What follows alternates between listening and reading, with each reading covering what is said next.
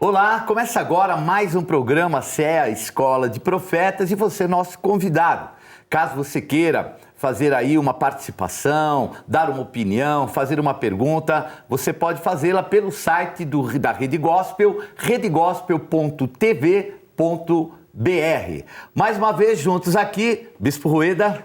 Olá, Bispo, a todos que nos assistem pela Rede Gospel, Deus abençoe a sua vida, mais uma vez juntos aqui no Escola de Profetas. Fica com a gente, essa meia hora pode mudar o seu dia.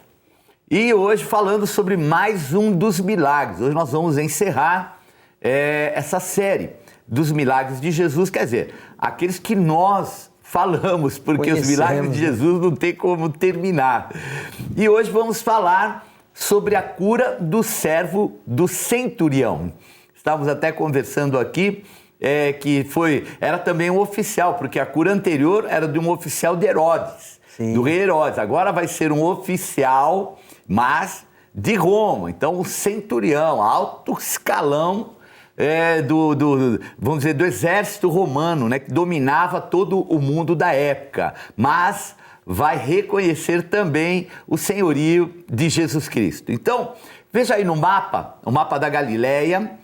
Então nós vamos ver que essa cura, ela vai acontecer num raio mais ou menos de 31 quilômetros, né? Vamos centralizar aí a região da Galileia, o Mar da Galileia, onde nós percebemos que é um centurião que vai se manifestar, e a Galileia era conhecida como Galileia dos Gentios, porque era uma região que tinha uma mistura, né, de povos. Então era a porta de entrada, vamos dizer assim, para a região de Israel, na época chamada Palestina, e essa porta de entrada era de uma importância muito grande, mas ao mesmo tempo ela era meio que discriminada pelos próprios judeus, né, por causa dessa proximidade que tinha.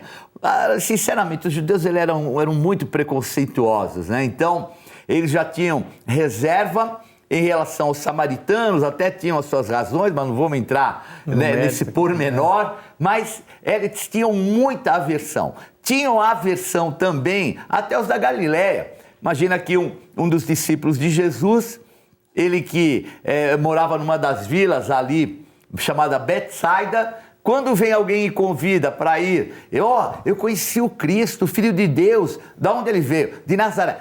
De Nazaré vem alguma coisa boa, pode vir alguma coisa boa, mas a realidade é esse preconceito que muitas vezes impede do Senhor poder agir. Vejo que mesmo na Galileia, Jesus deixou de fazer muitos milagres, porque muitos não creram nele. Então conheciam, vamos dizer assim, entre aspas, a humanidade de Jesus, os seus irmãos, irmãs, e de repente rejeitaram aquilo que se manifestava através do Espírito Santo de Deus na vida dele. Mas para iniciarmos, vamos ler então Lucas, no capítulo 7, versículo 1 em diante, que diz assim: Tendo Jesus concluído todas as suas palavras dirigidas ao povo, entrou em Cafarnaum.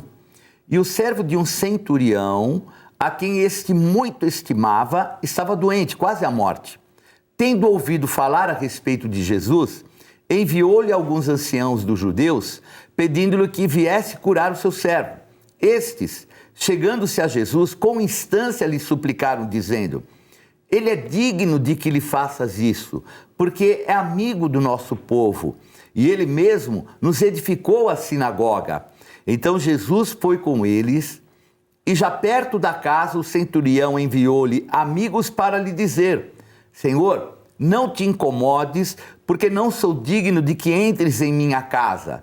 Por isso, eu mesmo não me julguei digno de ir ter contigo. Porém, manda uma palavra, e o meu rapaz será curado, porque também eu sou homem sujeito à autoridade e tenho soldados a minhas ordens. E disse a este: vai, e ele vai. E a outro: vem, e ele vem. E ao meu servo: faz isso, e ele o faz. Ouvidas essas palavras, admirou-se Jesus dele e, voltando-se para o povo que o acompanhava, disse: afirmo-vos que nem mesmo em Israel achei fé como esta. E voltando para casa, os que foram enviados encontraram curado o servo. Bispo Rueda, como é que pode um centurião romano, povo opressor, a famosa besta, né? A quarta besta de Daniel, esmigalhando o povo. E de repente esse homem vai procurar Jesus. Vai procurar em Cristo, né, a salvação para um servo estimado. Olha quantos detalhes nessa palavra de algo que estava fugindo completamente à regra, né? Os centuriões, eles eram comandantes militares, pessoas de alta patente, talvez comparado hoje ao nosso exército, por exemplo, a um tenente-coronel, alguém que tenha um major, tenente-coronel, alguém que tenha uma delegação de cuidar de uma região, né? Então, os centuriões, que cuidavam de tropas, 100 soldados, né? Ou poderiam ser até legiões maiores, mas normalmente eram de 100 soldados, eles ficavam responsáveis por vilas, por bairros, cidades e assim vai. Esse centurião devia ser o responsável ali pela região da Galileia, visto que os anciãos testemunham o que dele? Que ele ajudou a edificar a sinagoga. Então esse homem, ele estava fugindo completamente daquilo que era a tradição, porque como é que o romano mantinha a ordem? Com opressão. Como é que alguém assim pode ser amigo do povo? Né? Como é que alguém assim, o povo pode estimá-lo? Alguém que tem que ir lá, impor, cobrar os impostos, fazer com que o sistema romano ali funcione.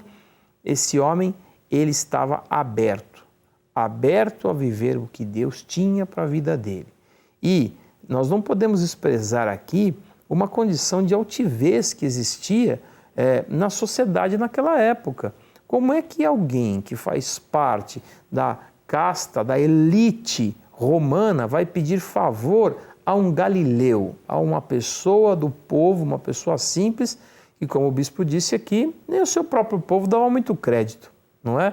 Por quê? Porque os galileus conheciam a natureza humana de Cristo, viram ele crescendo, se desenvolvendo e de repente achavam que ele não era de fato o Filho de Deus. Os milagres que ali se manifestaram, que fizeram com que eles crescem, como nós dissemos no programa anterior, né? Então, por causa dos milagres que eles acreditaram. Então, esse centurião, ele reconheceu a autoridade de Cristo. Ele vai a Cristo buscar ali uma solução para uma pessoa que ele estimava, que ele amava, que ele respeitava. E o Senhor dá a ele uma direção, dá a ele a cura. E ele faz algo até inusitado, né, bispo? Uhum. Porque ele fala, não precisa ir na minha casa. Não precisa ir na minha casa. Você sabe, né?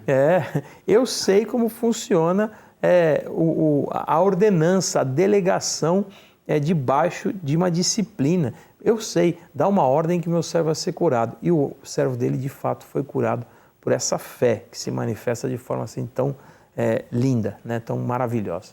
E saibam, né, que os romanos eram odiados, né? Então, o centurião, imagina, quanto não seria odiado. É o que dá a ordem, né, bispo? E os zelotes, né? Inclusive, existe um chamado Judas, que era um zelote, que era discípulo de Jesus, eles eram aqueles que matavam os romanos. Era a obrigação deles, o compromisso deles era matar. Então, o ódio era algo muito forte. Mas, quem crê em memorial? Havia um memorial. E o memorial era o quê? A sinagoga que foi edificada por ele. Quer dizer, veja o que é uma visão de ter memoriais. Porque as pessoas muitas vezes acham que uma oferta, um dízimo, um voto, é simplesmente uma entrega, é muito mais uma entrega. Porque é algo que no mundo espiritual vai clamar lá na frente, no momento da tua dificuldade. Veja, ele quando fez a sinagoga, e a sinagoga era local, que desde a época da Babilônia, né, não era mais só no templo. Tudo bem que o templo foi reconstruído, estava lá em Jerusalém, mas nós estamos falando Galileia. E ali, então, a sinagoga era algo que, na época em que o templo não existia, foi ramificado. Então, no mundo inteiro tinha a sinagoga, local de estudo da palavra, local como hoje são as igrejas. E ali havia uma que precisava ser edificada, quer dizer, não tinha. E ele vai e faz uma sinagoga. Então veja o que é um memorial que lá na frente vai clamar pela vida do filho. aliás, do jovem, que ele tinha um afeto muito grande. Então, ele acho que nunca imaginou que, primeiro, que iria precisar do jovem Jesus Cristo. Segundo, nunca imaginou que, por causa dele ter ali abençoado a obra do Senhor, edificado a obra do Senhor, quando ele precisasse, ele seria ouvido, porque no mundo espiritual o milagre estava para ser liberado. E é incrível, né, a maneira, né, como você colocou, o que é o poder e a autoridade. Ele reconheceu a autoridade de Jesus sobre ele, outro referencial muito importante que é memorial. E ao reconhecer o senhorio de Jesus sobre ele, automaticamente o milagre se manifestou. Meu Deus, é um contexto aqui tão rico que, se a gente fosse analisar, estudar, de como se comportava a sociedade naquela época, assim, é impossível um oficial romano pedir favores a alguém que era de um povo simples como os povos que estavam ali na Galileia. Isso não cabe no contexto daquela sociedade, mas a necessidade faz com que ele manifeste a sua fé. E na fé não existe esse limite, não é? Não existe esse escrúpulo. Eu sei o que eu preciso e eu estou em busca de quem resolva aquilo que eu preciso. E o Senhor fala: vinde a mim, vós que estáis cansados, oprimidos, eu vos aliviarei. Então esse homem achou justamente em Cristo alívio imediato. E debaixo de fé, né, com todo esse contexto que nós aqui já demos, né, ele vive aqui um grande e poderoso milagre. Meu Deus, que transformação até para as pessoas que observaram aquilo, né, bispo? E o fato dele ter edificado aquela sinagoga é de muita importância, porque o próprio Senhor Jesus, ele frequentava uma sinagoga. Sim. Então, vamos dizer, não sei qual vila que era na região da Galiléia que ele edificou.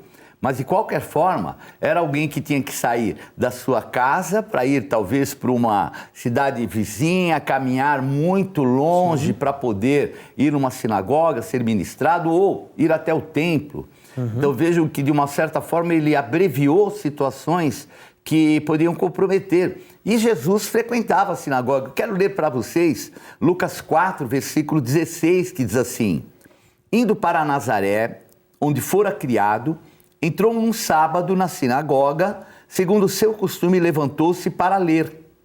Então lhe deram o livro do profeta Isaías, e abrindo o livro, achou o lugar onde estava escrito: o Espírito do Senhor está sobre mim, pelo que me ungiu para evangelizar os pobres, enviou-me para proclamar libertação aos cativos e restauração da vista aos cegos, para pôr em liberdade os oprimidos e apregoar o ano aceitável do Senhor. Tendo fechado o livro, devolveu-o ao assistente e sentou-se. E todos na sinagoga tinham os olhos fitos nele. Então passou Jesus a dizer-lhes: hoje se cumpriu a escritura que acabais de ouvir. Então, algo muito, muito importante nesse trecho é nós vemos que Jesus sabia ler a lei, a Torá e também os profetas, né? Porque eram vários livros, né? O livro naquela época, você pode até ver aí nessa imagem, eles eram chamados de rolos, que eram feitos, inclusive, né, de pele de carneiro, porque era macio e podiam enrolar e durava. Então, eles eram escritos e os copistas faziam à mão a reprodução desses livros. E ele vai pegar o livro de Isaías. E é incrível, né? O livro de Isaías, se você for em Jerusalém, lá no Museu da Bíblia, você pode ver não um original, lá está uma cópia de um pergaminho, né, feito também de couro de cordeiro, de carneiro, que foi encontrado na região ali do Mar Morto, uma região muito seca, que tem o livro inteirinho de Isaías. Então dá para ler o livro de Isaías hoje, um menino judeu, 10, 11 anos, lê como se fosse no original mesmo. Sim, sim. Então é muito importante nós termos um entendimento dessa realidade, porque o livro de Isaías é o livro que mais fala a respeito de Jesus Cristo. Sem dúvida, foi É ele que mais, né, coloca o as coisas. profeta que mais profetizou a respeito da vinda do Messias, né? E esses pergaminhos de Qumran, né, que são chamados, Qumran. né? Então, eles expõem, né, essa veracidade e mostram, né, como esse povo estava ali ligado dessa maneira na fé, porque a língua hebraica ela não viveu muitas transições, né? Foi apenas adicionada, claro, palavras de coisas que não existiam à época, então elas têm um outro tom, foge um pouco da raiz linguística, mas a língua hebraica quase não sofreu mutações. E está lá a cópia exata dos textos de Isaías, que viveu cerca de 800 anos antes de Cristo, e ainda assim ele profetizou de forma contundente, detalhada, de como seria a passagem do Messias na Terra. E quando ele diz isso, né, hoje se cumpre essa escritura, causa ali um alvoroço, né, bispo? Eu imagino. Porque, peraí, o que você está dizendo? Porque ler a palavra era um costume, né? As pessoas levantavam ali, os mestres liam, os rabinos, eles liam a palavra e depois eles sentavam para ali arrazoar, ali a debater aquilo que acabaram de ler, mas alguém virá e dizer, olha, isso se cumpriu agora, né? O Espírito do Senhor está sobre mim. Então não tinha como não virar uma discussão essa que vai render muito, que a gente vai falar daqui a pouco, né? Ela segue ali com até uma tentativa de assassinato, né? E vejam que Jesus ele tinha acesso às letras, né? Isso não era algo muito normal no contexto, né, daquela região da Galileia. Eles não valorizavam tanto a tal ponto, porque, primeiro, a língua que era a língua escrita era mais o grego. A língua falada entre eles não era o hebraico, era o aramaico. E de repente Jesus lê no hebraico, e o hebraico é uma letra que não, é uma língua que não mudou muito desde aquela época até hoje, até por causa da própria Bíblia. Porque pela santidade que eles têm do vínculo com a palavra de Deus, eles vão reproduzindo como ela é. Houve alterações, inclusive, com acentuação, para facilitar. Houve um tempo, inclusive, também, que se perdeu um pouco, porque como não se falava no dia a dia, eles tinham as letras, né, a palavra de Deus, mas não tinham como a entonação. E aí é que vai surgir um texto que eles começam a refazer a acentuação, né, para que fosse mantido. Então, como eu falei, um menino de 10 anos vai ler o profeta Isaías e mostra claro, porque é mais ou menos, né, essa cópia que acharam, é mais ou menos 200 anos antes de Cristo que ela foi datada. Então, já naquela época, ninguém mais pode falar, não, a Bíblia é uma invenção do homem, ela é posterior a Jesus, não, anterior, muito anterior. E mais, fala exatamente quem seria Jesus, o servo sofredor. Isaías 53, Isaías 61, Isaías 60, Isaías 9, tantas passagens, né? Todo o contexto, né, de vida do Senhor Jesus estava ali. E é interessante porque a gente está falando que ele era um menino, né? E a grande massa era analfabeta completa. Então não é só a questão de ele ter lido o hebraico, é de ele ter lido, porque a grande massa era analfabeta. Estou falando de povos que viviam quase que essencialmente da agricultura e da pecuária. Né? Então esse era o trabalho convencional. Eles mal sabiam contar, né? Então, às vezes juntavam pedras num determinado saquinho, numa bolsa, para cada cordeiro que passava, jogava uma pedrinha para ter dimensão do seu rebanho, mas ele não sabia contar. 1, 2, 3, 4, 5, a grande massa não sabia. Então, é algo que era muito acima do normal. Ter uma criança lendo Isaías, né, em hebraico, e ainda sentar para discutir com os mestres daquilo que estava lendo, dizendo aqui se cumpriu a palavra. É um momento chave, único na palavra de Deus. E como é importante, né, o discernimento que José, né, não era pai, mas assumiu a condição de pai, e até de Maria. Porque quando Jesus ainda era um menino, e ele se sentou ao lado dos grandes mestres, né, os rabinos, né? Rabi quer dizer mestre, e Jesus era um jovem rabi. E ficaram surpresos, porque ele devia ter por volta de 10, 11 anos, e ele falava com muita sabedoria.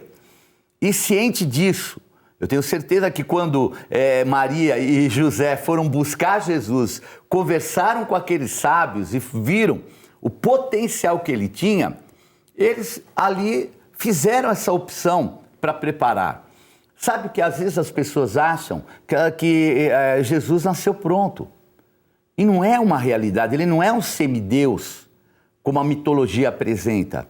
Mas ele é verdadeiramente o Deus 100% homem e 100% Deus pelo Espírito Santo.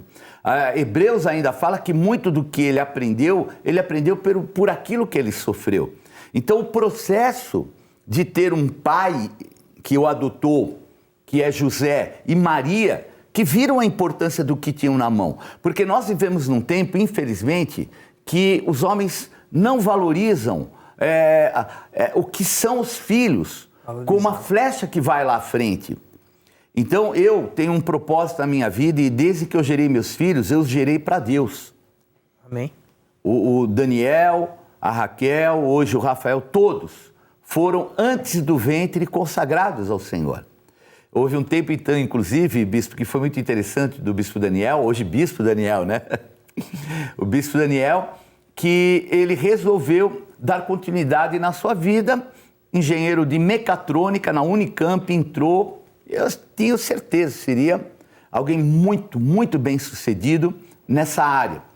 E pagamos tudo, moradia, foi morar lá em Campinas, mas o meu coração apertado, porque ele estava deixando aquilo que era, vamos dizer assim, o chamado e aquilo tudo pelo qual eu havia consagrado, e ia se tornar um engenheiro mecatrônico.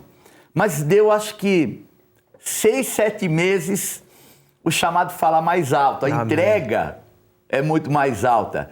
E aí, então, ele falou: pai, não vai ficar chateado comigo? Porque eu tinha alugado tudo, tinha até comprado alguns móveis, né? Uma época boa, tudo.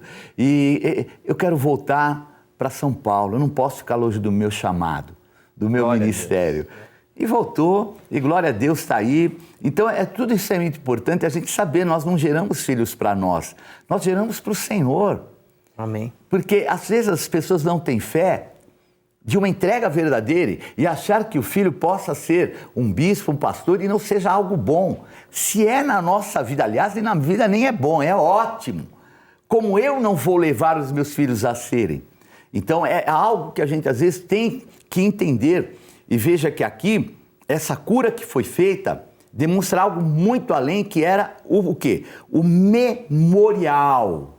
Memorial. E olha, diante do memorial não há enfermidade, não há querer, não há situação que possa comprometer. Aquela sinagoga era uma sinagoga como essa, né? Nazaré tinha umas 2.000 pessoas.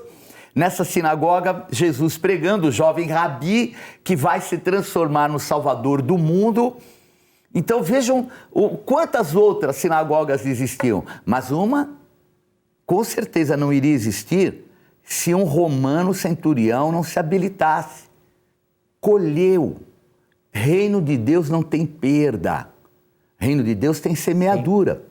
Sim. Vai semear e vai colher. Mas a colheita é no tempo certo, sempre, né, bispo? Sempre haverá uma colheita. Ele teve aquele memorial. E é interessante porque você vê outros romanos também, né? Não quero fugir aqui ao contexto, mas Cornélio está na mesma posição, né, bispo? Verdade. E Cornélio, inclusive, a palavra fala que ele era da corte italiana. Bom, Roma, na Itália, se ele era da corte italiana, ele era do alto escalão do governo romano. E da mesma forma, isso é pós-Cristo, né? Mas ainda no contexto do Evangelho, ele vai e se prostra aos pés de Pedro. Você já imaginou um romano da principal corte romana, que é a italiana, de joelhos ao pé de um homem da Galileia? Meu Deus do céu. Que é isso? Se César sabe disso, nossa, não mata ele, mata a família inteira, porque é assim que eles faziam, né? Então, Deus, pelo seu Espírito, é óbvio, estava naquele instante tocando os corações e mexendo em toda a sociedade, fazendo com que em todas as instâncias da sociedade houvessem pessoas abertas e tocadas e marcadas pelo milagre. Nós estamos falando aqui de um centurião romano que foi marcado pelo milagre.